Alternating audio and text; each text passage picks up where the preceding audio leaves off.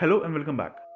So when I made these videos for the freshers where I talked about departments and branches and hostels of NIT Rourkela, I got a lot of queries specifically about the branch change procedure. A lot of the freshers were intrigued about this branch change thing.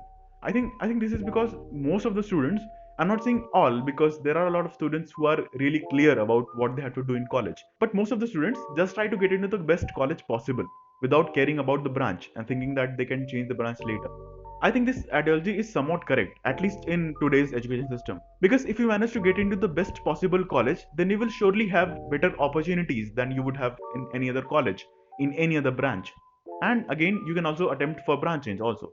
But this branch change procedure is not as fluid as it should be. And if you want to know why this is so, you can watch my previous video about the problems of branch change procedure right here.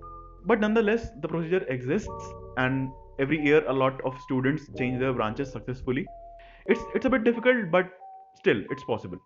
So watch this video till the end to know everything about the branch change procedure, how it is offered, and what are the factors that are considered during the branch change procedure. And also you can watch my previous videos about the hostels, departments, and branches of NIT Rourkela, and about the different aspects of a college life. So let's get started.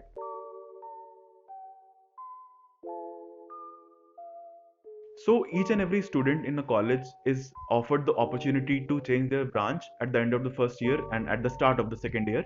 And at the start of the second year, the branch change portal along with the procedure for branch change is made available to each and every student irrespective of their branch or their JE rank. Now there are certain factors which dictate this branch change procedure. So let's talk about them.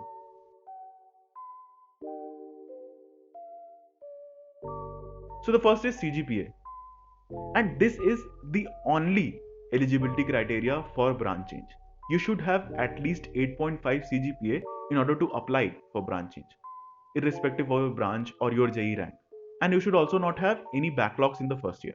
Now, every branch has its own criteria for maximum and minimum number of students that should be in a branch in a particular batch, which is decided by the department and the college. So let's have a look at two more factors which depend upon this maximum and minimum criteria.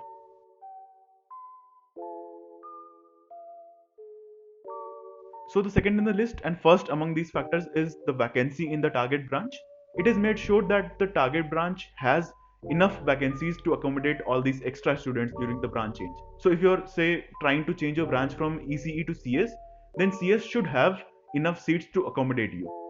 Now these vacancies at the target branch are created when someone leaves the college right after the final allotment, or if someone drops out from the college in the first year itself.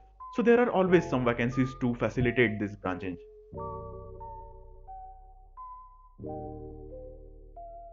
And the next one is the vacancy in your current branch.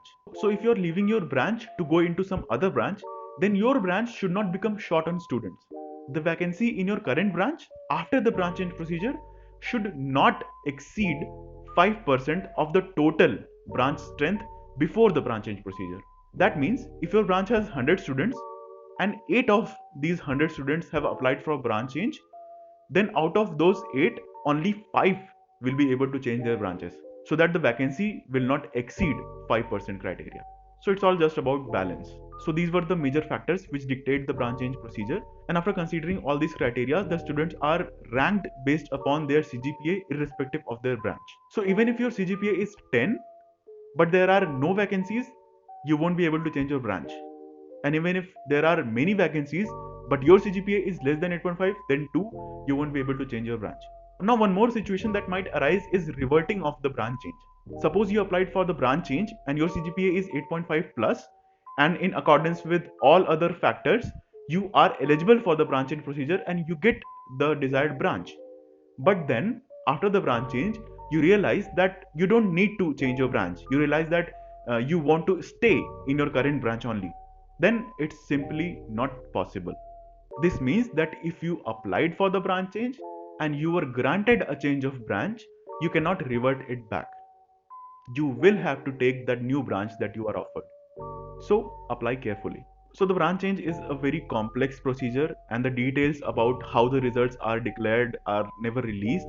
And the only factor which is in your hand is the eligibility criteria, the CGPA. So the best you can do is try to do as good as possible in your first year and hope for the best.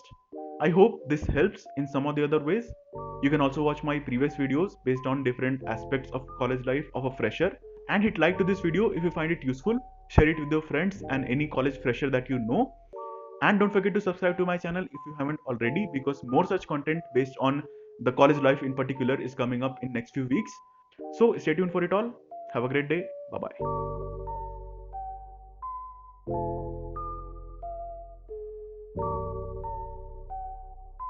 bye.